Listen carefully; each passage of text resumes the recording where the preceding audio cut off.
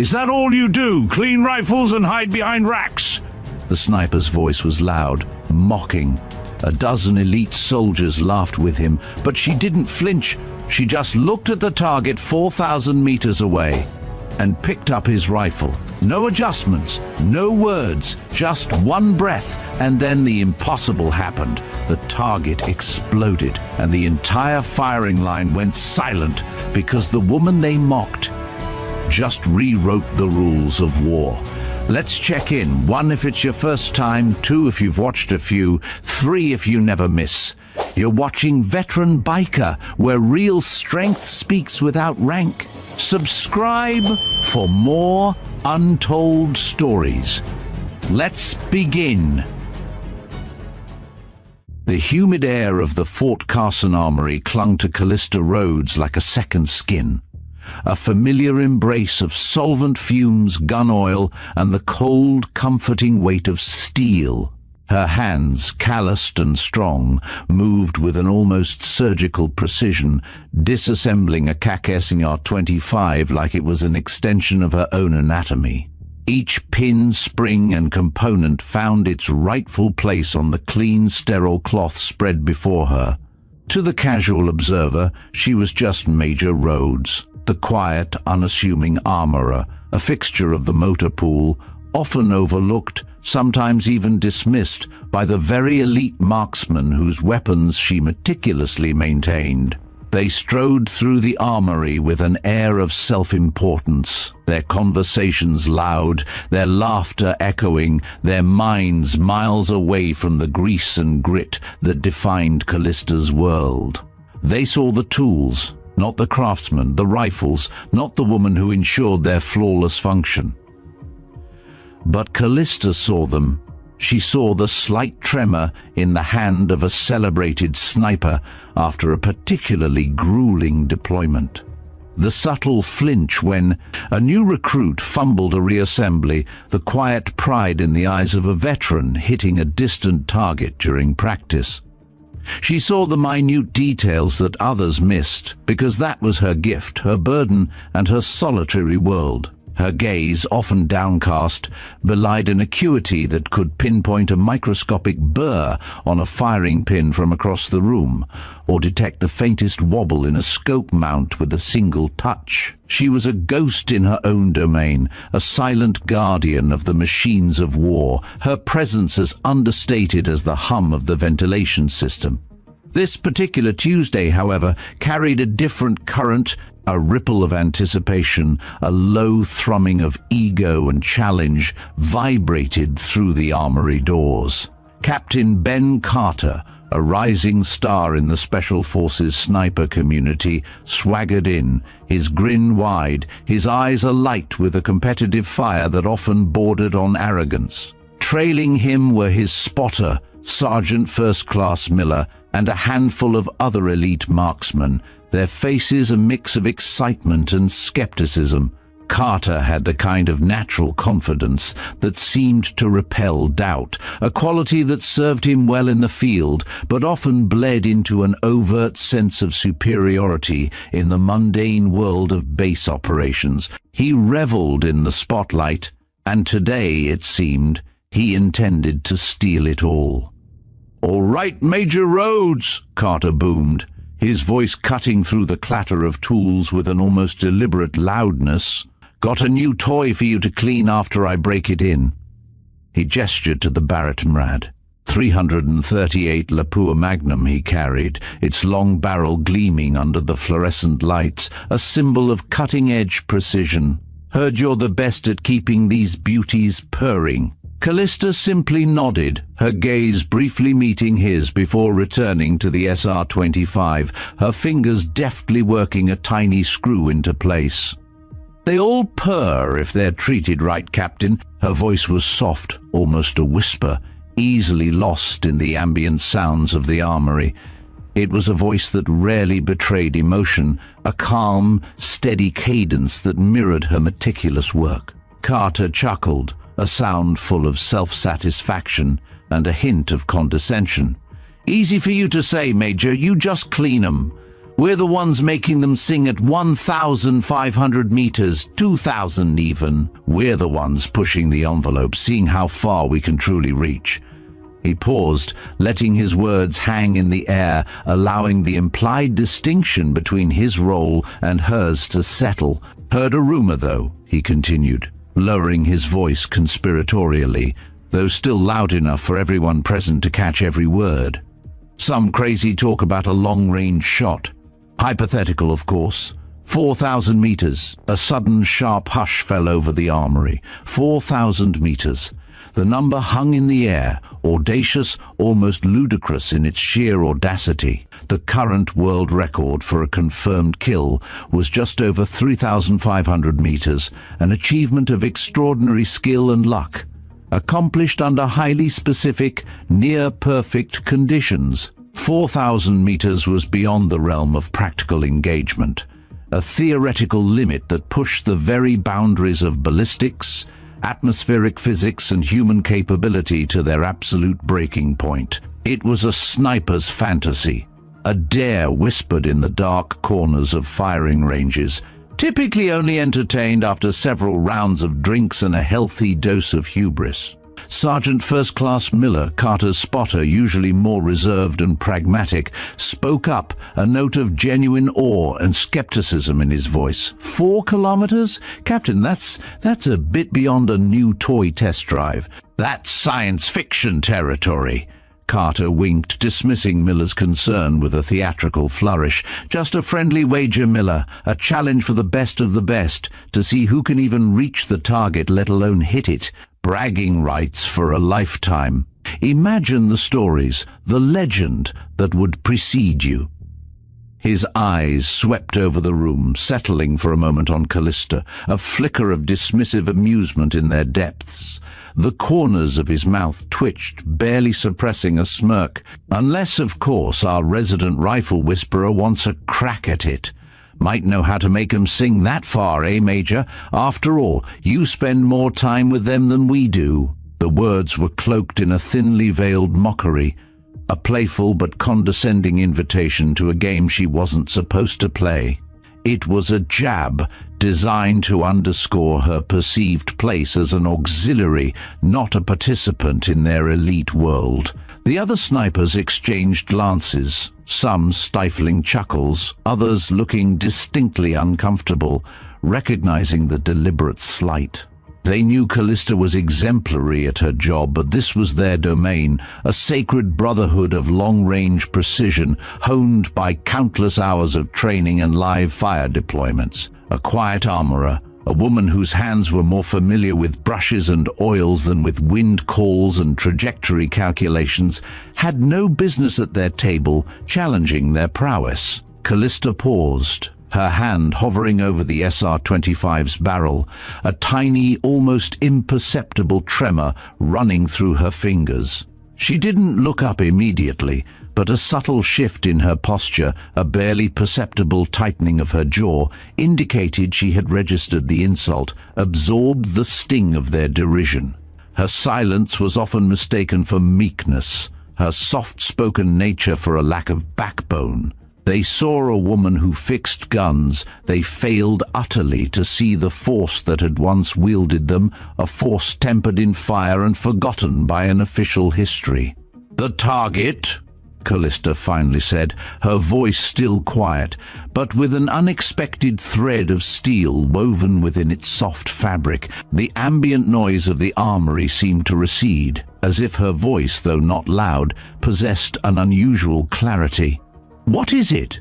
Carter laughed, a boisterous, dismissive sound that filled the sudden void of silence. "Oh, just a standard-issue silhouette, Major. Nothing fancy, unless you need something bigger, like a barn door? Or perhaps we can set up a target with flashing lights and a siren to help you out."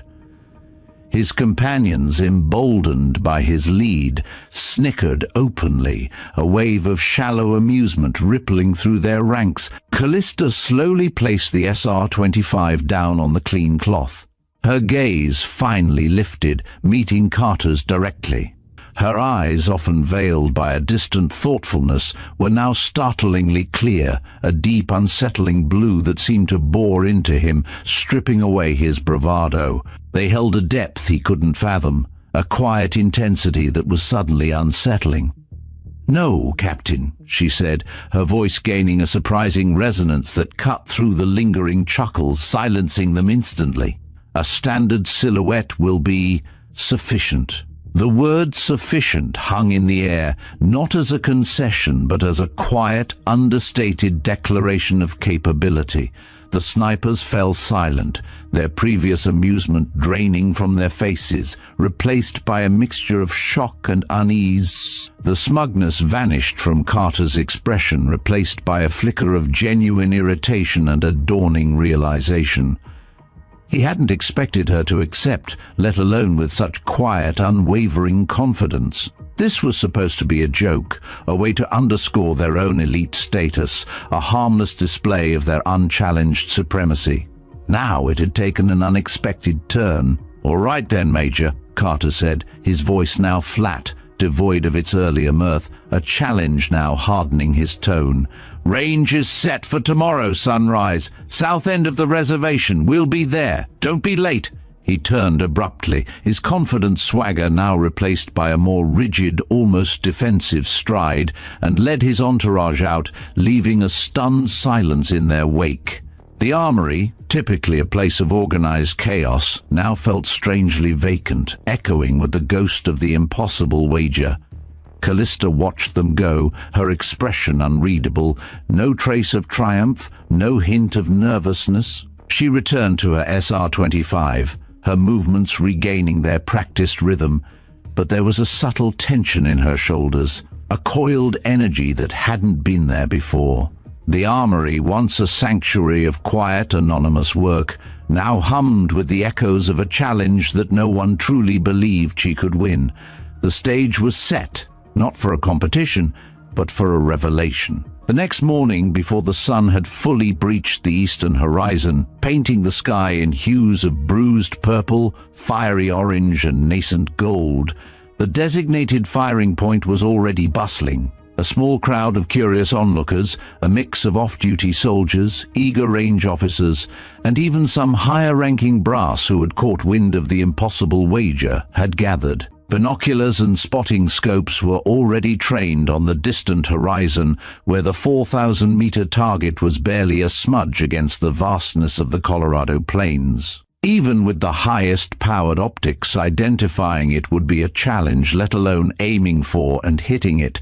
The very idea was a whispered impossibility. Captain Carter was there, along with his team, their cutting-edge rifles meticulously set up on heavy, specialized tripods, anchored firmly to the earth, their spotters hunched over Kestrel weather meters, calling out precise wind speeds, humidity percentages, and ambient temperatures, feeding data into handheld ballistic computers. The air was crisp, the wind fickle, swirling currents making long-range calculations a nightmare, demanding constant, minute adjustments. They had been there for hours, meticulously calibrating their scopes, running endless ballistic computations, and making frustrating test shots that fell woefully short or drifted wildly off course, swallowed by the sheer, overwhelming distance. The frustration was palpable in their tight jaws and strained eyes,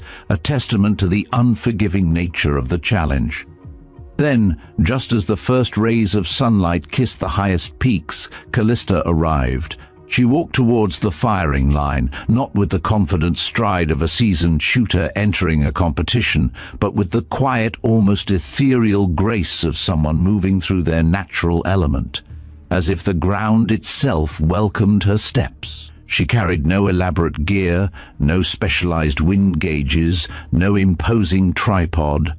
Just a single well-worn Pelican case, its surface scuffed and bearing the marks of countless journeys. The murmurs died down as she reached the line, a sudden collective silence falling over the assembled crowd. Carter, his face already etched with the strain of his own failed attempts and the frustration of the morning, regarded her with a mixture of annoyance and a faint, grudging curiosity, tinged with a flicker of hope that she might somehow provide an answer. "Morning, Major," he grunted, not bothering to hide his fatigue or the slight tremor in his hands. "Ready to see how the real pros struggle with the laws of physics?" Callista simply offered a small, polite nod, her eyes scanning the distant horizon, observing something only she could perceive. She knelt beside the designated firing point, opening her Pelican case with the quiet click of latches. Inside, nestled in custom-cut foam, was a rifle unlike any they had expected to see from the armory. It wasn't the latest military-issue long-range behemoth or a precision rifle fresh from a custom shop. It was an older model, a custom-built .50 BMG rifle, its action worn smooth, its blued steel barrel bearing the faint, almost imperceptible marks of countless uses and reloads. Its stock, though sturdy, showed the faint patina of age and handling. Its scope, though high magnification and clearly top-tier, seemed almost archaic compared to the digital marvels and laser rangefinders arrayed around them, the kind of glass that demanded a different kind of skill. It was a weapon that spoke of history, of a personal connection, of a symbiotic relationship forged over time, not of cutting-edge technology. She assembled it with fluid, unhurried movements, her hands moving with a familiar, almost affectionate rhythm, as if reconnecting with an old, trusted friend. She didn't bother with a heavy, multi-axis tripod. Instead, she produced a simple yet sturdy canvas sandbag, which she carefully positioned. She settled herself into a prone position behind the rifle, her body perfectly aligned, her breathing already deep and measured, a testament to years of disciplined practice. She didn't consult any instruments, didn't ask about the wind, didn't glance at the weather data. She simply closed her eyes for a moment, an almost meditative pause, as if listening to the subtle whispers of the air, the distant hum of the world, moments stretched into an eternity. The tension was so thick you could almost taste it, a dry, metallic tang in the air. The other snipers, who had been loudly discussing their own challenges and offering unsolicited advice, were now utterly silent, their own breathing unconsciously mirroring hers, shallow and held. They strained their eyes, trying to see what she saw, trying to comprehend the impossible calculations she must be making, if any at all. The wind shifted again, a sudden gust rustling the dry grass near the firing line, sending dust devils dancing across the range, but she didn't react. She was utterly still, her focus absolute, a single point of unwavering concentration in a world of variables. Then she exhaled slowly, a long, controlled release of air, her breath a mere wisp in the crisp morning. Her finger, a mere extension of her will, found the trigger, settling with a feather-light touch. The world seemed to hold its breath, hushed in anticipation. A single thunderous report ripped through the morning silence. The .50 BMG roared, a primal scream of unleashed power, sending a shockwave rippling across the range, vibrating through the very ground beneath their feet. The recoil was immense, a monumental force, but Callista absorbed it with practiced ease, her body barely shifting, her gaze fixed. All eyes, already straining, snapped towards the distant 4,000-meter target, a tiny, almost invisible speck on the horizon. For a fraction of a second there was nothing but the vast emptiness, the sun-drenched plains stretching endlessly. Then a tiny, almost imperceptible puff of dust blossomed around the target, like a whispered secret. It seemed to expand, growing rapidly, and then, with a delayed thwack that finally reached their ears across the immense distance, the silhouette target at 4,000 meters didn't just fall, it exploded. The cheap metal and cardboard disintegrated into a shower of shrapnel and debris, a violent cloud of dust and shredded. Material erupting against the distant horizon, a silent, unequivocal testament to an impact of unimaginable force and absolute precision. It was not merely a hit, it was a detonation, a complete annihilation of the target. A collective gasp swept through the crowd, a symphony of disbelief and astonishment, laced with a touch of profound, unsettling fear. Carter, who had been watching through his own spotting scope, slowly lowered it, his jaw slack, his face pale, his eyes wide with a dawning horror and grudging respect. Sergeant First Class Miller dropped his binoculars, his hands trembling, utterly speechless.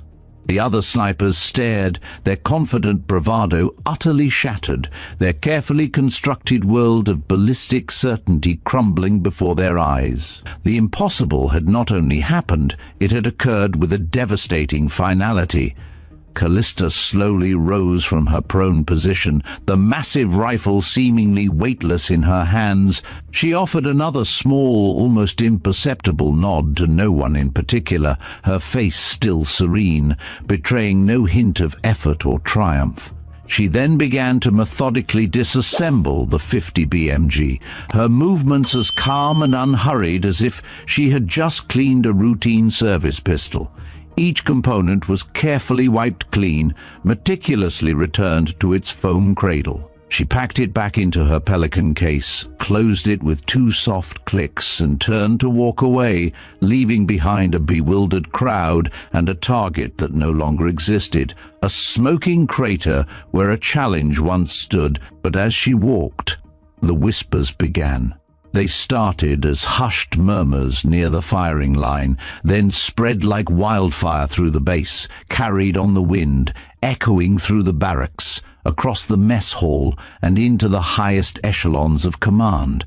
The initial disbelief morphed into awe, then into a burgeoning legend, a myth whispered in the making. Did you hear? 4K, one shot, direct hit, blew the damn thing to pieces. The armorer, Major Rhodes? No way. They're calling her Ghost 9. Said she just walked up, shot, and walked off like it was nothing.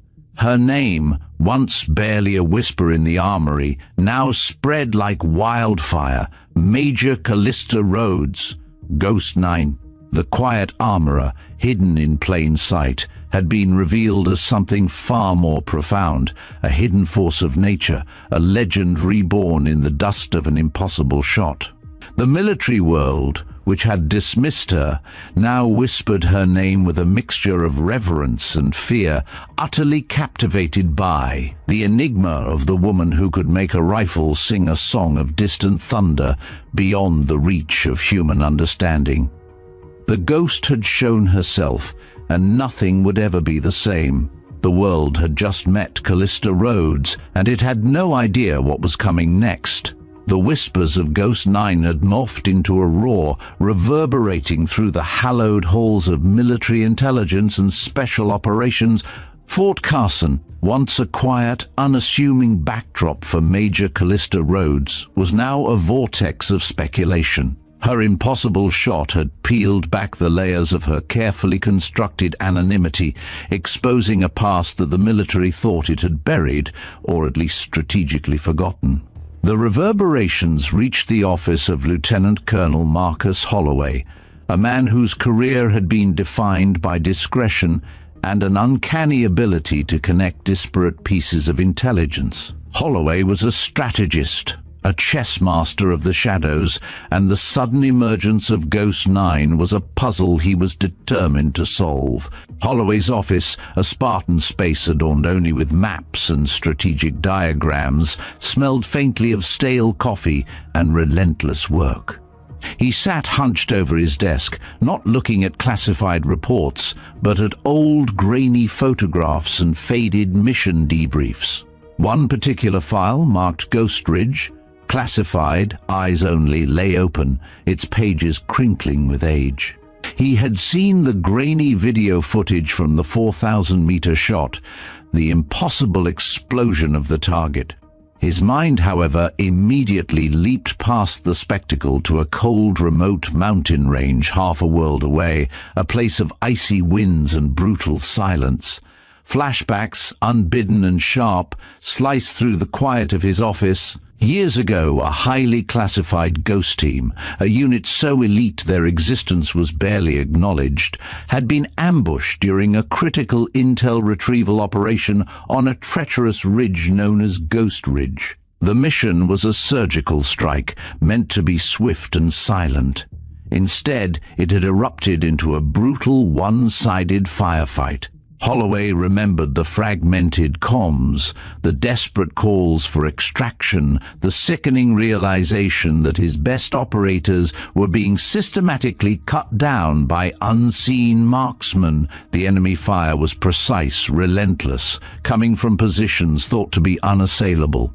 His team was pinned, taking heavy casualties, teetering on the brink of complete annihilation. Then, from nowhere, the tide had turned. A series of impossibly accurate, devastatingly powerful shots had ripped through the enemy lines. Not suppressive fire, but precision eliminations. Enemy snipers, who had held the ghost team at their mercy, suddenly fell, their positions silenced with shocking efficiency. High-value targets, hidden deep within fortified positions, were neutralized with single, crushing impacts that tore through cover that should have been impenetrable. It was as if a ghost had descended upon the ridge, an unseen hand tipping the scales of certain defeat. The surviving ghost team members had managed to extract, battered but alive, pulled back from the precipice by an unknown, impossible savior. The debriefs, cloaked in layers of secrecy, referred only to an unidentified support asset, a phantom marksman whose capabilities defied all known parameters. They called her the Unseen Sniper, a whisper of a legend that permeated the special operations community but was never officially acknowledged. Holloway had been the lead intelligence officer on that mission. He knew with a gut-wrenching certainty that the Ghost Ridge mission had been compromised. Only a handful of individuals had known the precise coordinates, the timing, the team composition. The ambush was too perfect, too devastatingly effective to be mere chance. Someone had leaked the information from within, a viper in the ranks, a betrayal that had cost good men their lives and left a scar on his conscience. He had pursued every lead, hit every dead end, watched countless careers wither under suspicion, but the traitor remained elusive, a shadow in the deepest corners of the military establishment. Now, looking at Major Callista Rhodes's personnel file, cross-referencing her almost blank service record from before Fort Carson with the highly classified Ghost Ridge report, a chilling pattern began to emerge. The timelines, the locations, the specific, almost superhuman capabilities described in the debriefs, it all pointed to one person. The Unseen Sniper was not just a myth, she was Callista Rhodes. And the 4,000-meter shot was not a fluke, it was merely a public demonstration of a mastery honed in the crucible of clandestine warfare. Holloway arranged a discreet meeting. Callista arrived at his office, her expression as unreadable as ever. She stood ramrod straight, her arms at her sides, a quiet sentinel. She offered no greeting, no apology for the disruption she had caused. She simply waited, an embodiment of stoicism. "Major Rhodes," Holloway began, his voice low, devoid of rank or formality, speaking as one professional to another. "Please, have a seat." Callista sat, her movements fluid and economical, settling into the chair as if it were a natural extension of her own quiet presence. She still said nothing, her eyes, those unsettlingly clear blue eyes, fixed on his, unblinking. "I won't waste your time with pleasantries, Major," Holloway continued, leaning forward, his voice a conspiratorial murmur. "Or with feigned surprise. I've spent the last 48 hours connecting dots that go back to Ghost Ridge." Callista's expression remained unchanged, but a flicker, infinitesimally small, passed through her eyes, a fleeting shadow of a long-buried memory. It was the only sign she gave. The Unseen Sniper, Holloway stated, watching her closely. "That was you, wasn't it? You saved what was left of that team. You performed miracles on that ridge, Major. Miracles no human should have been capable of." A beat of silence. Then Callista's voice, quiet as ever but resonant with an undeniable truth. "I complete missions, Lieutenant Colonel." Holloway nodded slowly. "Indeed, you do. And what you did on Ghost Ridge wasn't just completing a mission. It was rewriting the book on what a single operator could achieve. But that mission, Major, was compromised. Badly compromised. Someone leaked critical intel, and that's why the ambush was so effective." He paused, letting the implication hang in the air. "We never found the source. The trail went cold, but the memory and the burning need for justice never did." He pushed a file across the desk, a digital tablet displaying images of a sprawling mountain resort, a luxurious fortress nestled amidst jagged peaks. "Which brings me to my offer. A new assignment.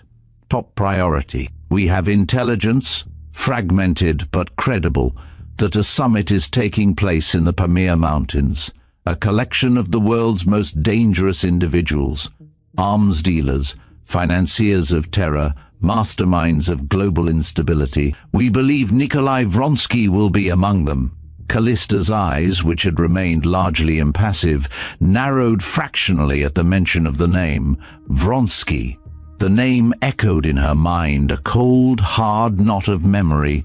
He was a phantom, a ghost of a man, former Spetsnaz, now a shadowy arms dealer, rumored to be the orchestrator of the Ghost Ridge ambush, the man whose hands were covered in the blood of her original Ghost team. He had always been out of reach. A target too elusive, too well protected. "We need confirmation, Major," Holloway continued, unaware of the specific personal resonance of the name for Callista. Absolute, undeniable visual confirmation of Vronsky's presence, and, if possible, any intelligence on his associates or their plans. A clean surgical intelligence acquisition. No engagement unless absolutely necessary. The location is remote, hostile, and heavily guarded. Any conventional approach is suicide, but for a ghost. He let the sentence trail off, his gaze fixed on her. For someone who can disappear, observe, and engage from distances thought impossible, you are our only option. Callista was silent for a long moment, processing the information, her mind already calculating angles, wind currents, and evasion routes. The Pamirs were brutal, unforgiving, a challenge even for the most seasoned mountaineers, let alone a covert operative carrying precision equipment. But the name Vronsky resonated within her, a deeply buried, painful echo. This was not just a mission, it was a chance to finally face the architect of her past trauma. Finally, Callista spoke. Her voice was still quiet, but there was an unyielding resolve in its depths. "I'll take the assignment, Lieutenant Colonel." Holloway felt a wave of relief wash over him, quickly followed by a sense of professional admiration. She was remarkable. "Excellent, Major. You'll have full authorization. Any resources you need, they're yours. Tactical support, air assets, communications." On one condition, Callista interrupted, her gaze unwavering. "I pick the team." Holloway raised an eyebrow, surprised but intrigued. "Your prerogative, Major. Who do you have in mind?" "Sergeant Dalton Reeve," Callista stated without hesitation, "and 2 others of my choosing once I've assessed their capabilities." Holloway frowned slightly. "Dalton Reeve? Major, with all due respect, Sergeant Reeve is a highly capable sniper, but he was among those who, well, he was rather vocal in his skepticism yesterday. He was one of Captain Carter's closest confidants. He was referring to Dalton, who had been among the most dismissive in the armory, mocking her most vocally before her impossible shot. "Precisely," Callista replied, her expression still unreadable. "He doubted me. He saw what I can do. Now he will learn. He will learn to truly see."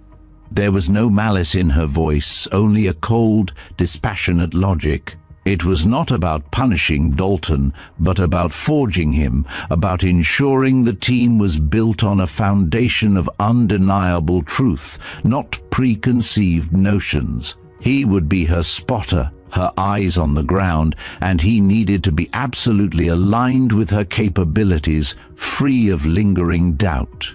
He had been a skeptic, but he had also witnessed the impossible, and that transformative experience, she knew, would make him either a bitter enemy or an unshakable ally. She preferred the latter. Holloway studied her for a moment longer, a faint smile touching his lips. He understood. It was a bold move, a calculated risk to turn a doubter into a believer, to forge loyalty through undeniable demonstration. As you wish, Major Sergeant Reeve it is. You'll have full autonomy in selecting the rest of your field team. They'll undergo a rapid, intensive assessment under your direct supervision. We'll set up a secure training facility immediately. Mission parameters will be briefed in detail tomorrow. Code name for the operation, Silent Echo. Callista rose from her chair, her quiet presence filling the room once more. Understood, Lieutenant Colonel. She turned to leave, her form already dissolving back into the shadows from which she had briefly emerged. As she walked away, Holloway leaned back in his chair, a profound sense of anticipation settling over him. Callista Rhodes, Ghost 9, the unseen sniper. She was more than just a legend. She was a force, a weapon unlike any other. And now, she was stepping back into the fray, drawn by the echoes of a past betrayal, aimed directly at the heart of a new, dangerous future. The mystery of the Ghost Ridge leak still gnawed at him, a festering wound in the military's integrity. Perhaps with Callista now involved, with her unique ability to expose hidden truths, the shadow of the traitor might finally be unmasked. The Pamir Mountains awaited, and with them the potential to finally settle old scores and prevent new global threats. The world outside Fort Carson blurred into a whirlwind of classified briefings, rapid assessments, and an almost brutal selection process for Major Callista Rhodes's team. She moved with a silent authority that demanded respect, her eyes missing nothing, her judgment swift and final. Specialist Rivera, a former Olympic biathlete with an uncanny endurance and a hawk-like eye for terrain, was chosen for reconnaissance and security. Sergeant Quan, a brilliant, almost unnervingly quiet communications specialist whose fingers danced across keyboards with the speed of thought, was brought in for interception and extraction logistics. And, as per Callista's insistence, Sergeant Dalton Reeve joined them, his initial skepticism replaced by a grudging respect that bordered on awe after witnessing her impossible shot. He was still processing the paradigm shift, but the shift was undeniable. He had seen the future of long-range engagement, and it looked nothing like what he'd been taught. The journey to the Pamir Mountains was a blur of military transports, clandestine airlifts, and hushed instructions. They landed in a desolate, windswept valley under the cloak of a moonless night, the towering, snow-capped peaks of the roof of the world looming like silent, ancient sentinels around them. The air was thin, biting, carving into their lungs with every breath. This was not just a mission, it was an endurance test, a brutal ballet against an unforgiving landscape. Altitude sickness will be your enemy before any human opposition, Callista had warned them during a final briefing. Her voice clipped, devoid of emotion. Pace yourselves, hydrate, and listen to the mountains. They will tell you more than any satellite image. They moved like wraiths through the rugged, unforgiving terrain. Days merged into a punishing rhythm of ascent, each step a struggle against the altitude and the treacherous footing. Rivera, with her biathlon training, moved with an almost unnatural grace, her eyes constantly sweeping the treacherous slopes, identifying potential threats or hidden paths. Quan, despite his desk-bound expertise, proved surprisingly resilient, his focus unwavering even as his body screamed in protest. Dalton, however, struggled visibly. The thin air clawed at his lungs, his muscles ached with a relentless fire, and the sheer scale of the Pamirs dwarfed his conventional combat experience.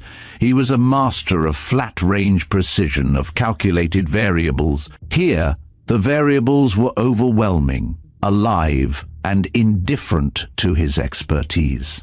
He watched Callista, who moved with an effortless fluidity, as if the mountains themselves bowed to her will. She never seemed to tire, her breathing always calm, her gaze constantly sweeping the distant ridges, deciphering the silent language of the wind and snow. She was a different breed of soldier, an apex predator perfectly adapted to her environment. How do you do it, Major?"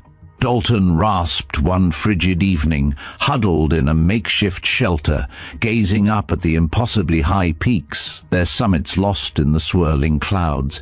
"It's like you're part of this place." Callista, her face illuminated by the faint glow of a tactical map, didn't look up. "Adaptation, Sergeant, and respect for the environment. The mountains do not care for your ego, only your perseverance. Your body will follow your will, if your will is strong enough." Her words were not comforting, but factual, an undeniable truth that resonated with the raw physical pain he was enduring. Their target was a newly constructed, highly secretive luxury compound nestled deep within a secluded valley, a modern fortress of glass and steel incongruously set amidst the ancient, jagged landscape.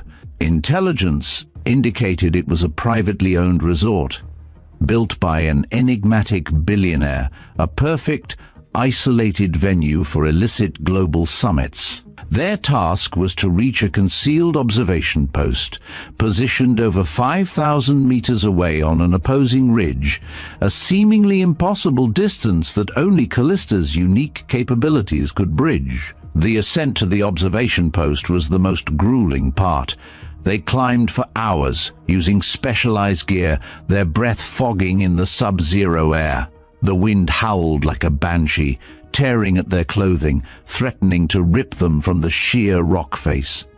Dalton, gasping for air, clung to the icy rock, his vision blurring. He risked a glance at Callista, who was leading the climb, her movements precise and unyielding, a picture of absolute control.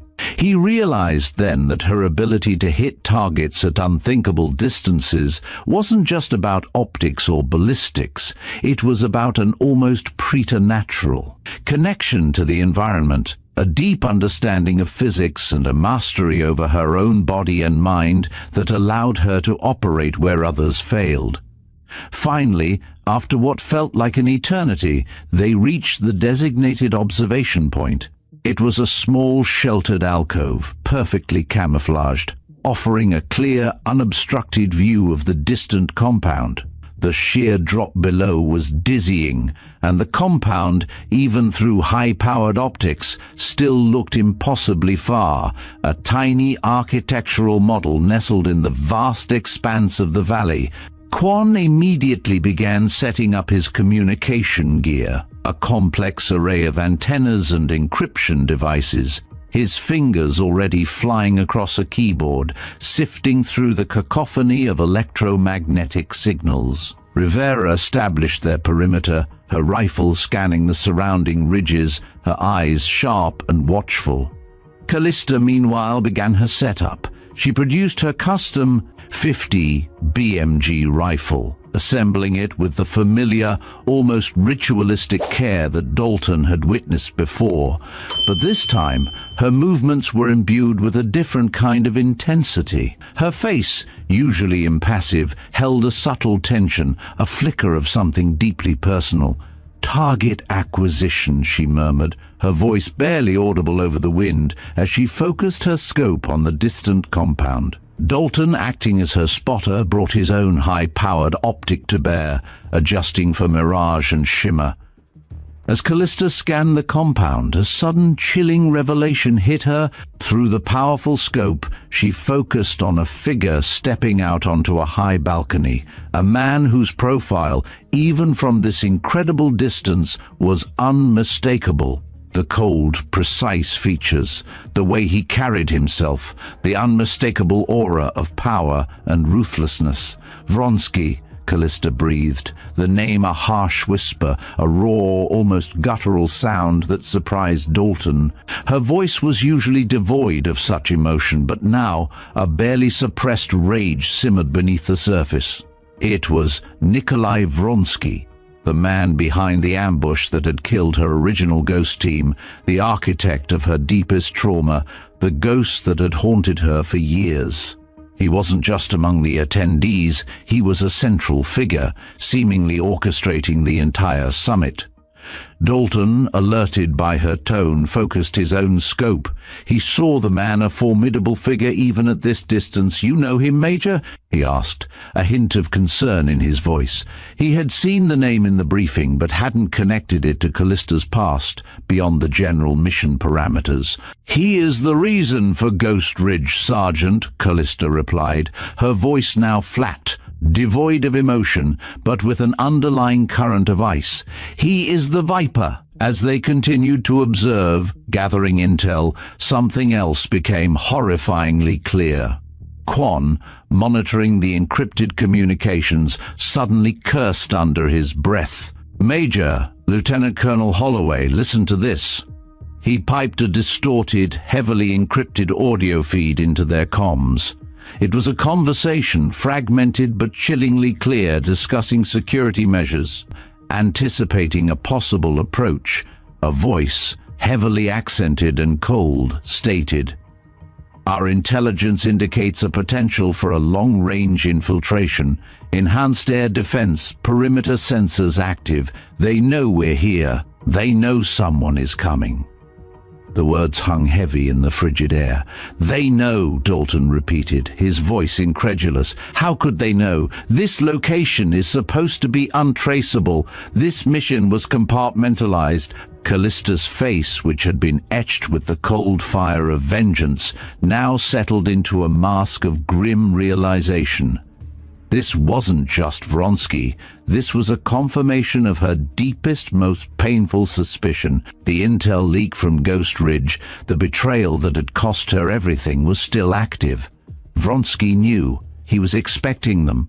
The phantom traitor, the one who had condemned her team years ago, was still operating, still burrowed deep within the military's ranks, feeding information to the enemy.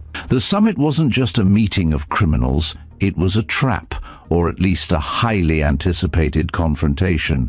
The pieces clicked into place, forming a terrifying mosaic of long-standing treachery. The silence of the Pamirs was now filled with the unsettling echo of a deep, pervasive betrayal.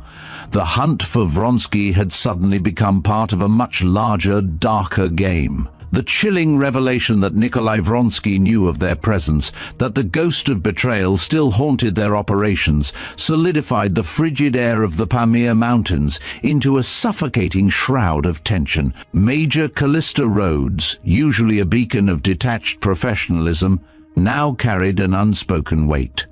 The name Vronsky hung between them, a tangible presence, a shared history of blood and loss. Dalton, once a skeptic, now watched her with an almost desperate intensity, seeing not just the legendary sniper but the woman beneath, burdened by a past he was only now beginning to comprehend. The knowledge that the Ghost Ridge traitor was still active, still leaking information, added a venomous edge to their already precarious mission.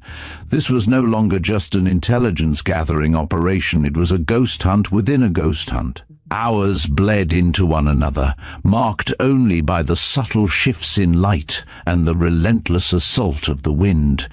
Callista remained at her scope, observing, absorbing every detail of the distant compound. Rivera maintained their perimeter, a silent, vigilant guardian.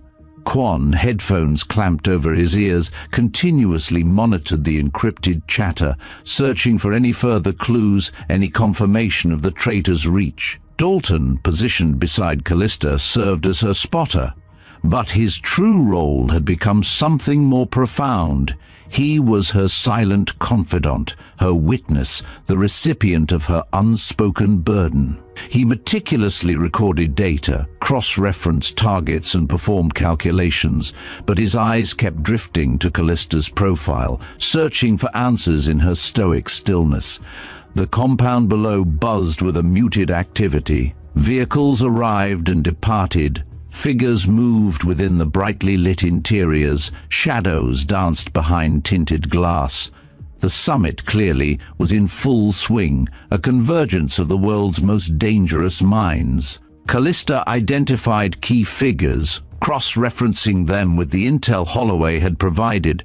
Vronsky remained the central star, often seen directing others, his presence radiating an undeniable sinister authority. As the pre-dawn darkness began to soften into the pale light of a new day, Callista began the final preparations for the shot.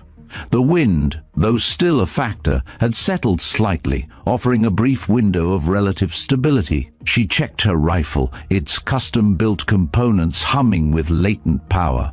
Dalton prepared his spotting scope, meticulously calibrating for the variables. The air was charged with anticipation, a silent countdown to the moment of truth. Wind at 7 o'clock, constant at 12 knots. Dalton murmured, his voice low, professional, yet edged with a nervous excitement. Temperature -15 Celsius, humidity low, mirage minimal. He rattled off the data, running the numbers through his ballistic computer. Trajectory adjusted for altitude, spin drift, Coriolis effect, target solution green, major. Callista nodded, her eye already at the scope. The world shrinking to the crosshairs and the impossibly distant compound. She could feel the familiar pull of the rifle, the deep-seated knowledge of its capabilities and of her own. This was it, the moment she had lived for, the moment that had been both a torment and a driving force. Vronsky. He was there, a clear, unmistakable target in her scope, a silent invitation to vengeance. Dalton watched her, his breath held. He knew what she had to do. The intelligence was confirmed. The mission objective was technically met. But vengeance, he felt, was an unstated yet powerful secondary objective. This was Callista's chance, her opportunity to finally extract a measure of justice, to put an end to the man who had orchestrated the annihilation of her team. He could almost feel the weight of her past pressing down on her, urging her to take the shot, to bring a definitive end to the architect of her pain.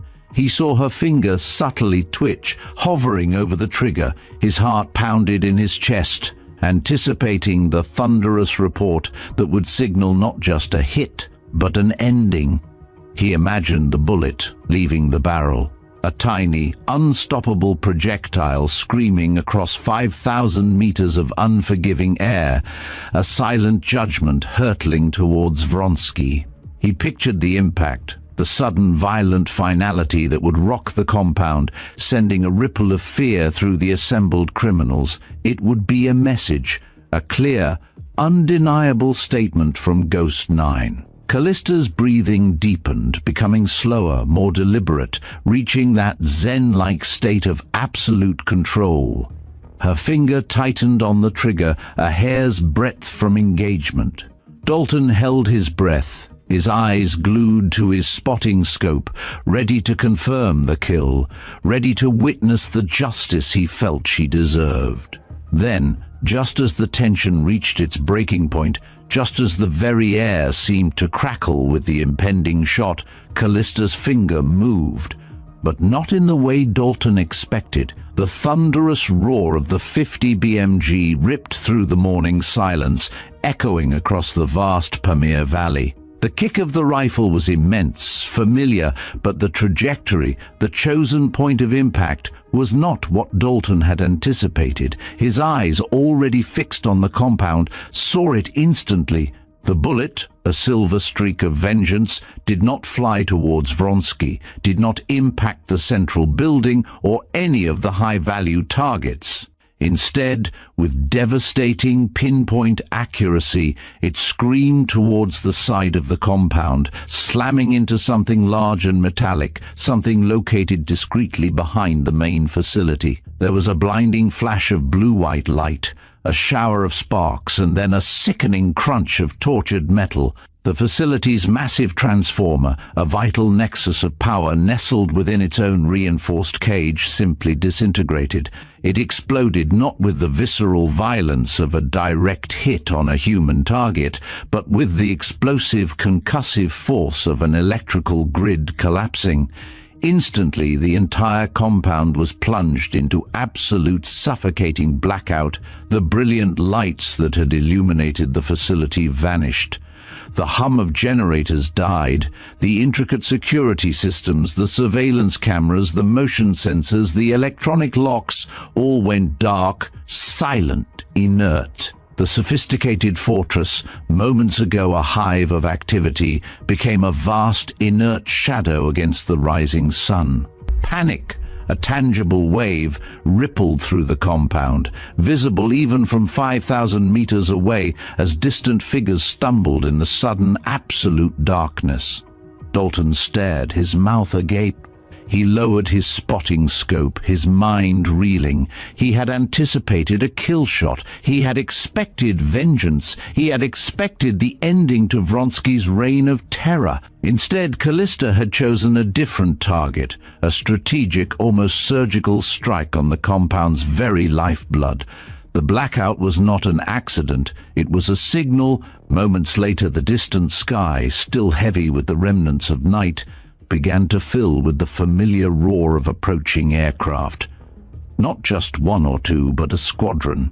Helicopters, black and menacing, streaked towards the now darkened compound, their searchlights cutting through the gloom. Simultaneously, from multiple directions, ground forces, a coordinated multi-agency joint operation that had been waiting in the wings, surged towards the now vulnerable fortress. The sudden silence from the compound was met by the overwhelming cacophony of an orchestrated assault. Dalton turned to Callista, who was already meticulously disassembling her rifle, her face once again a mask of quiet composure. His voice was a strangled whisper, a mixture of awe, confusion, and a hint of profound disappointment. "Major, Vronsky was there. He was right there. You had him. Why? Why the transformer? Why not him?" The question hung in the cold, thin air, loaded with years of unaddressed pain and the expectation of justice. Callista didn't stop her work, her movements precise and unhurried. She didn't look at him. Her gaze was fixed on the components of her rifle, her hands working with their usual, almost meditative rhythm. After a long moment, as the sounds of the distant assault grew louder, she finally spoke, her voice quiet, steady, devoid of any discernible emotion, yet resonating with an undeniable authority. "Ghost 9 completes mission, Sergeant," she said, each word deliberate, cutting through the chaos. "We don't kill out of vengeance, we remove threats. And sometimes the most effective way to remove a threat isn't to take a life, but to dismantle the infrastructure that supports it, to expose the shadows, to deliver them into the light." Dalton stood there, stunned. Her words echoed in the profound silence that had fallen between them, a silence made all the more stark by the distant roar of the unfolding operation. He had expected a brutal finality, a personal reckoning. Instead, he had witnessed a strategic masterstroke, a decision made with cold, calculated precision, entirely devoid of the emotional baggage he had projected onto her. Callista Rhodes was not just a sniper. She was an instrument, a scalpel used to cut through the Gordian knots of global threats. And in that moment, as he watched the distant compound being swarmed by the forces unleashed by her single, precise shot, Dalton Reeve realized the true, terrifying depth of her purpose and the chilling, uncompromising clarity of her resolve. Vengeance was a human weakness. Mission completion for Ghost 9 was an absolute. The strategic brilliance of Major Callista Rhodes's single impossible shot echoed far beyond the Pamir Mountains. The blackout at the hidden summit had plunged Nikolai Vronsky's stronghold into chaos, blinding his security, severing his communications, and leaving the world's most dangerous criminals vulnerable. The multi-agency joint operation, launched in the immediate aftermath of Callista's precision strike, swept through the compound with overwhelming force. Vronsky, caught entirely by surprise, was captured amidst the confusion, his network of illicit dealings laid bare. The intel retrieved from the raid was a treasure trove, a digital web of global threats, financial conduits for terror, and intricate arms trafficking routes. Within weeks, multiple international plots were thwarted, major criminal enterprises dismantled, and countless lives saved, all thanks to the quiet woman who had chosen a transformer over a direct kill. Back at Fort Carson, the atmosphere was one of quiet triumph. Lieutenant Colonel Marcus Holloway stood in the Situation Room watching the final reports trickle in, a rare, satisfied smile playing on his lips. The operation, codenamed Silent Echo, had been an unqualified success, a textbook example of high-stakes intelligence acquisition and surgical intervention. But even amidst the victory, a lingering shadow remained, one that haunted Holloway as much as it did Callista. He watched her from afar in the following days, a ghost once more within the familiar confines of the armory. She had returned to her routine, her hands meticulously cleaning weapons, her presence as understated as ever. The whispers of Ghost 9 had still followed her, but they were now tinged with a new layer of respect, a recognition of her unique, almost alien pragmatism. She had proven to be not just a weapon, but a strategic asset of unparalleled value, a mind that operated on a different plane of existence. Holloway knew, however, that her mission was far from over, at least in her own mind. The revelation that Vronsky had been anticipating their arrival, that he knew a long-range infiltration was coming, resonated with the chilling reality of the Ghost Ridge ambush. It wasn't just a rogue informant, it was a deeply embedded traitor, a leak reaching into the highest echelons of command. Callista, he suspected, felt this truth with an almost visceral certainty. Her pursuit of the Viper was not merely professional, it was personal, a silent promise to her fallen team. He found her late one evening, alone in the armory, the air thick with the scent of solvents. The lights were low, casting long dancing shadows. She was reassembling her custom .50 BMG rifle, its sleek form gleaming under the solitary overhead lamp. "Major Rhodes," Holloway said, his voice quiet, not wanting to startle her. Callista didn't flinch. She simply continued her work, her movements precise. "Lieutenant Colonel," she acknowledged without looking up. Holloway walked closer, stopping a respectful distance away. "The intel from the Pamirs is immense. We've rolled up more cells in the past month than in the last year combined. Vronsky is singing, giving up everything to avoid a black site. It's a massive win, Major. You made it possible." "The mission was completed," Callista stated, her voice flat, acknowledging the fact without pride.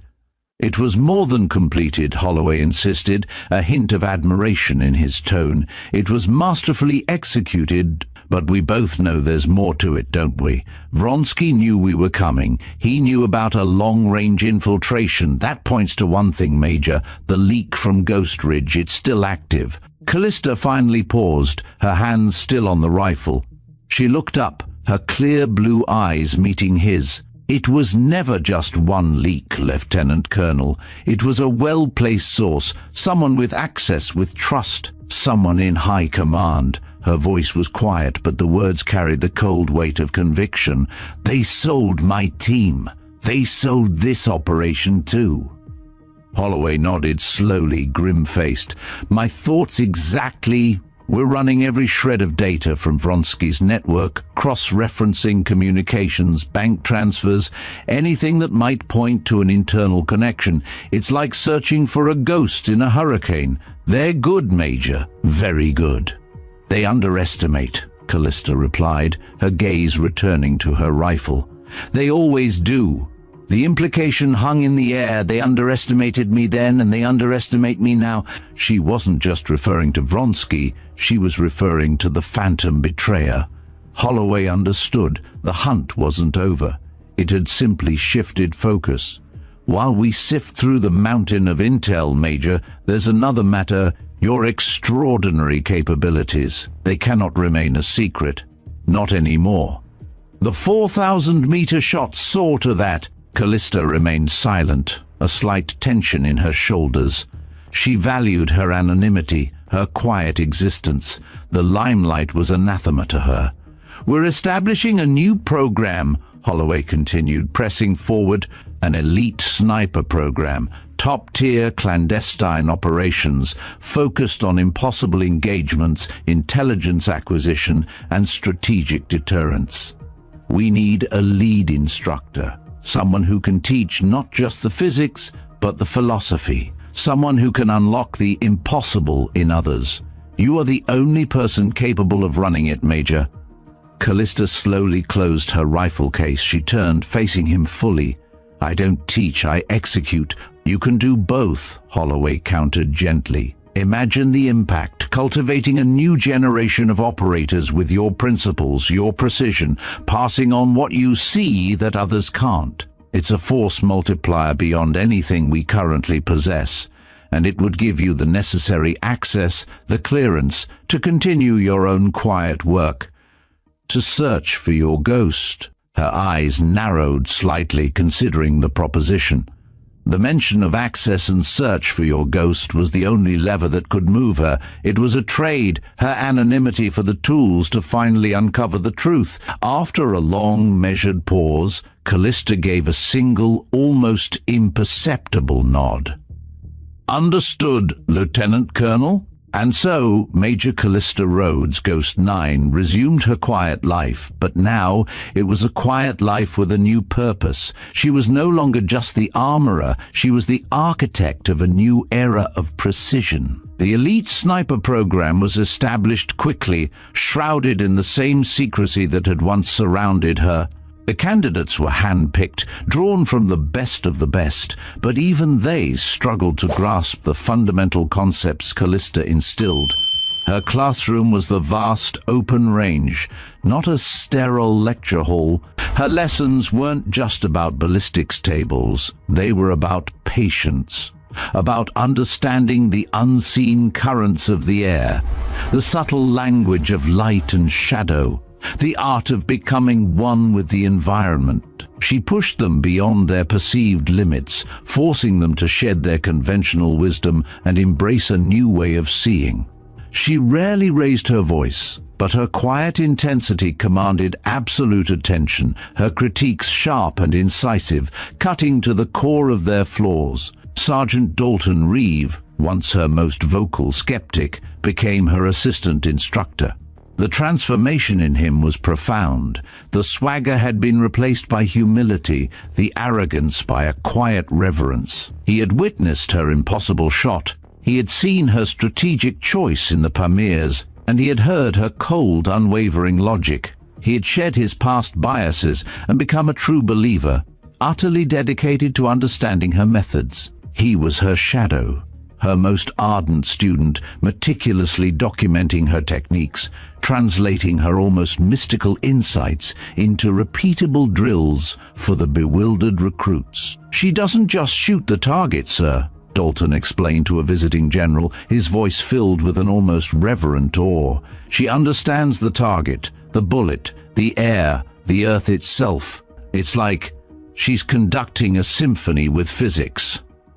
Callista watched him, a faint, almost imperceptible nod of approval. Dalton was changing, evolving, beginning to see in a way few others could. He was becoming an extension of her purpose, a bridge between her silent world and the analytical minds of the military. He was her most promising student and her most trusted confidant in the quiet, ongoing hunt for the ghost in their ranks. The shadows within the military's command structure still existed, but now Callista had her own light, her own growing team, ready to unmask them. The game had truly begun. The elite sniper program blossomed under Major Callista Rhodes's unwavering guidance, transforming Fort Carson into a crucible of unparalleled precision. What had once been a place of her careful anonymity now hummed with the focused intensity of a unique training regimen, one that defied conventional military pedagogy. The recruits, a hand-picked cadre of the sharpest marksmen from American Special Forces and select, highly vetted operators from a dozen Allied nations, arrived with impressive, often decorated resumes, but quickly found their deeply ingrained preconceived notions of marksmanship shattered. Callista didn't merely teach them to aim for the center of mass. She taught them to understand the very fabric of reality that a bullet traversed, to perceive the world in a way they never imagined possible. Her lessons began not on the dusty firing line, but in simulated environments that meticulously mimicked the world's most challenging and unforgiving terrains. The thin, biting air of towering mountain ranges where every breath was a struggle. The swirling, deceptive heat of vast, desolate deserts, where mirage danced like a mocking phantom, the damp, echoing chill of urban canyons, where wind currents swirled unpredictably between monolithic structures. She compelled them to meditate, to quiet the relentless chatter of their minds, to achieve a state of profound inner stillness that allowed them to listen to the almost imperceptible shifts in air currents, to feel the subtle, vibrational hum of the earth beneath them. She spoke of patience not as a mere virtue, but as a tactical imperative, a deliberate slowing of time until the moment of the shot became an inevitability, a preordained conclusion rather than a hopeful attempt. The rifle is an extension of your will, Callista would articulate, her voice calm, measured, yet resonating with an unyielding authority that compelled their absolute and undivided attention. The bullet is a messenger. Your profound responsibility, your paramount duty, is to ensure its message is delivered with absolute and unblemished clarity, with unwavering truth. But the shot itself? The mere act of pulling the trigger? That shot only truly matters, only truly holds weight, if the reason behind it is unequivocally right. Precision without profound purpose is nothing more than arbitrary destruction. Purpose without absolute precision is merely wishful, ineffectual thinking, a dangerous delusion. Her words resonated deep within their hardened military minds, challenging their very definitions of combat and duty. Sergeant Dalton Reeve, her assistant instructor, had become her most ardent disciple, a profound and undeniable transformation evident in every aspect of his being. The swagger of his former self had been meticulously peeled away, replaced by a deep-seated humility, his earlier arrogance supplanted by a quiet, almost reverent dedication to Callista's teachings.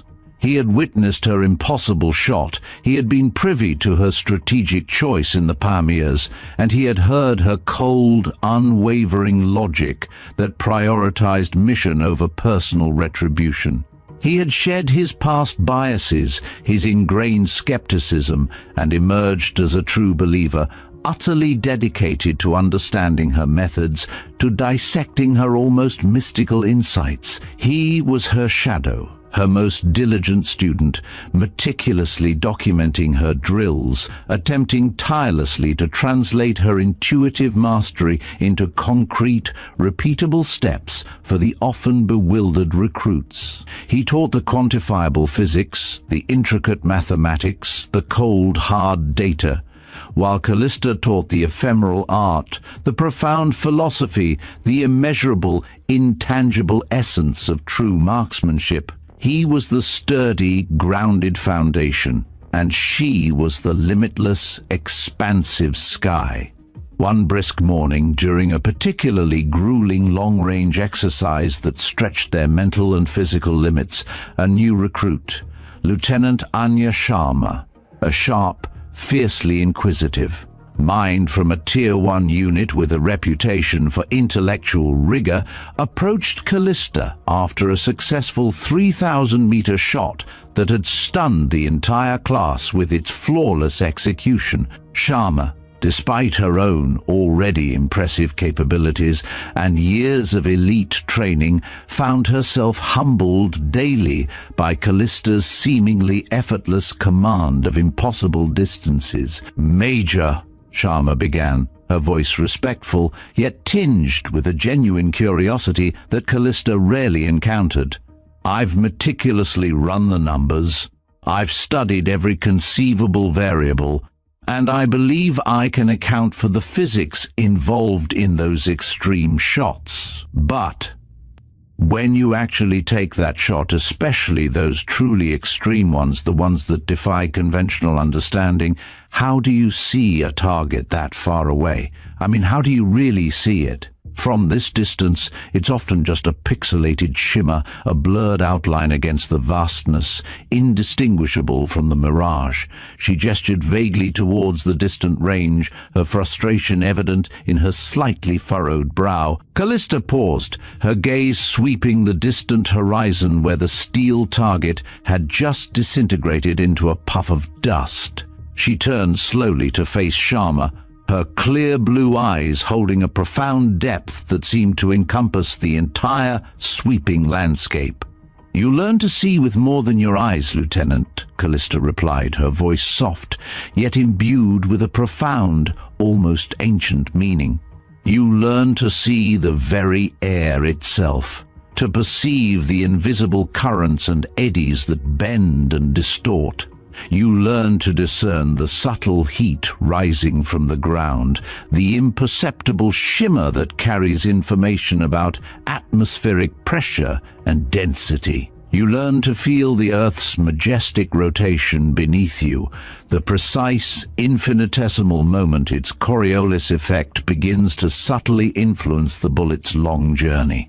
You learn to listen, not just to the audible howl of the wind, but to its texture, its whispers, its very song as it moves across the land. You learn to see the target not merely as a fixed, inanimate point, but as a living entity within a larger living system, a dynamic interplay of forces. And most importantly, Lieutenant, you learn to see the purpose of the shot, to understand its ultimate consequence, its moral weight, its strategic necessity, long before your finger even contemplates touching the trigger. That profound purpose, that unwavering clarity of intent, is what truly clarifies the vision, what cuts through all the noise, all the uncertainty, all the impossible variables, and makes the impossible utterly clear, utterly achievable. Sharma pondered her words, a flicker of profound understanding dawning in her intelligent eyes. It wasn't just about optics or ballistic calculations, it was about a holistic, almost spiritual perception, a profound merging of heightened senses, unparalleled intellect, and an unwavering mental discipline, all driven by an unyielding clarity of objective. Callista was teaching them to transcend conventional marksmanship, to become true masters of their craft, not just skilled technicians, but artists of precision, philosophers of force. Life at Fort Carson settled into this new, rigorous rhythm.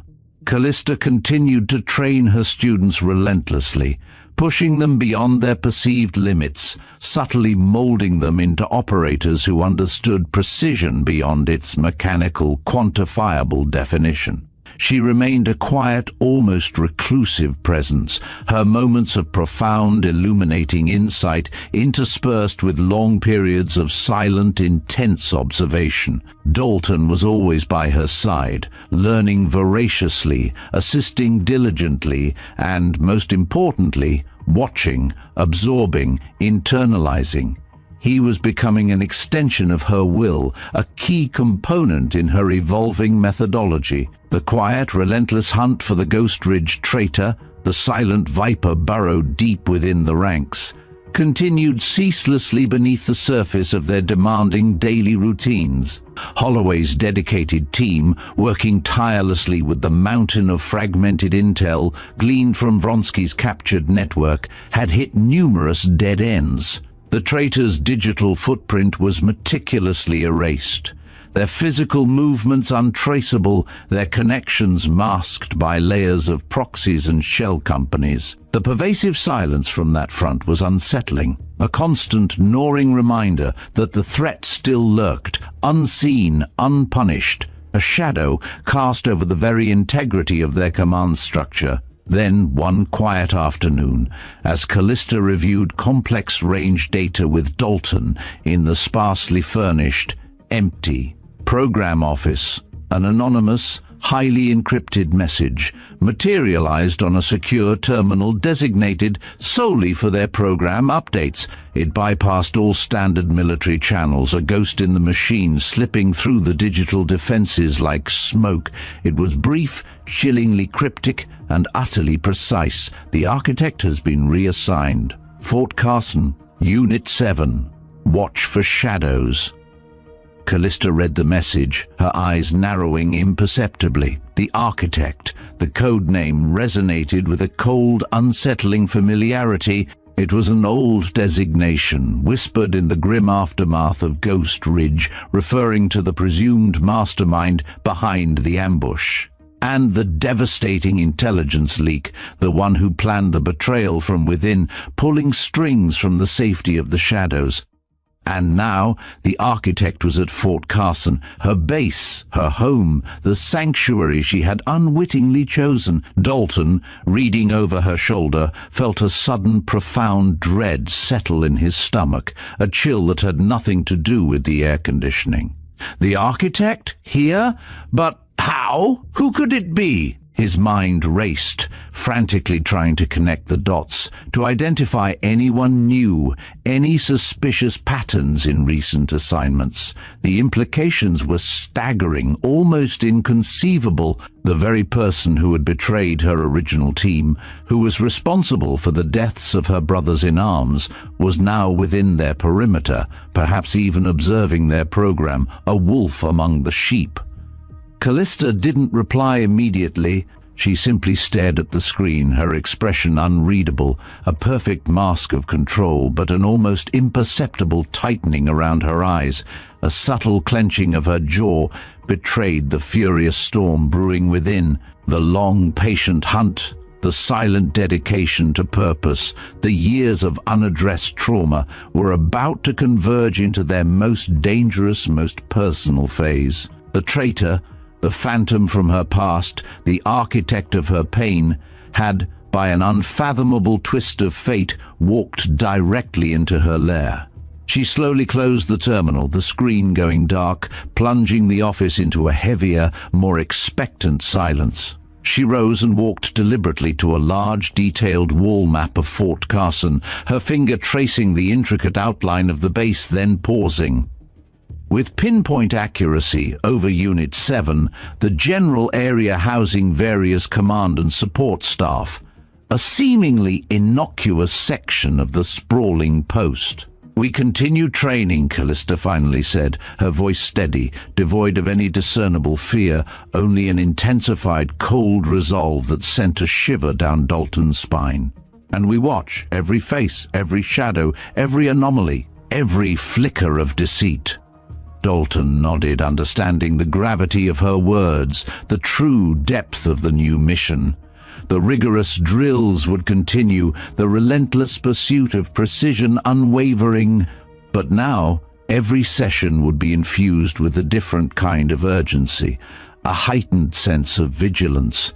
Every interaction, every new face encountered on base would be scrutinized, analyzed, measured against an invisible rubric of suspicion. The training range, once a place for perfecting skills, was now simultaneously a scouting ground, a silent vigil, and a battleground in waiting. "You said you learned to see with more than your eyes, Major," Dalton murmured, echoing her earlier, almost philosophical lesson to Lieutenant Sharma, his voice barely a whisper, reflecting the profound weight of her words. Callista turned, her gaze fixed on the distant, bustling areas of the base visible through the office window, the ordinary hum of military life now imbued with sinister potential. Her eyes, usually focused on extreme distances, on targets beyond the horizon, were now trained on something far closer, far more insidious, a threat lurking in the mundane. "Yes, Sergeant," she replied, her voice a low, almost predatory whisper, barely audible above the faint hum of the building. "And now we learn to see with more than just light and shadow. We learn to see the subtle, insidious currents of deceit, the hidden agendas masquerading as routine, the ghosts among us waiting to be unmasked." She was preparing for another impossible shot, but this time she wasn't aiming at a distant steel target on a firing range or a critical transformer in a remote, fortified compound. This time she wasn't aiming to destroy, but to reveal. She was watching for ghosts, not in the desolate, wind-swept mountains, but within the very familiar, seemingly safe walls of their sanctuary. The ultimate act of precision would not be achieved with a bullet, but with the patient, methodical unmasking of a long-held secret, bringing an elusive traitor, the architect of her deepest pain, into the unforgiving, blinding light of justice. The game had not merely begun, it had finally, irrevocably come home, and Ghost 9 was ready. The story of Major Callista Rhodes, Ghost 9, is one that defies conventional understanding. From the quiet solitude of an armory, dismissed by the very elite she served, to unleashing an impossible shot that shattered expectations and reshaped the landscape of covert operations, her journey is a testament to hidden power, unwavering purpose, and a precision that borders on the supernatural. We've journeyed with her through the echoes of a devastating past, witnessing the silent torment of betrayal and the calculated pursuit of a justice that transcends mere vengeance. We've seen her ascend the unforgiving peaks of the Pamir Mountains, not for a kill, but for a strategic strike that dismantled a global criminal empire. And now, the hunt for the architect of her pain, the phantom traitor, has brought her back to the very place where her legend was reluctantly forged, where the shadows of betrayal gather once more. Callista Rhodes reminds us that true strength often lies in quiet observation, in the mastery of oneself, and in the profound understanding that every action, every precise movement must be driven by a clear and righteous purpose. She teaches us that sometimes the most impactful shot isn't the one that takes a life, but the one that illuminates the truth, that exposes the hidden and brings down the unseen architects of chaos. Her commitment to a mission, to a higher calling, despite immense personal cost, sets a new standard for what it means to be an operator, a soldier, and a guardian of justice. The game is far from over. The architect walks among them, a ghost in the familiar halls of Fort Carson, waiting to be unmasked by the very woman he once sought to destroy. The precision she once used to hit a distant target will now be turned inward to unravel a conspiracy woven years ago.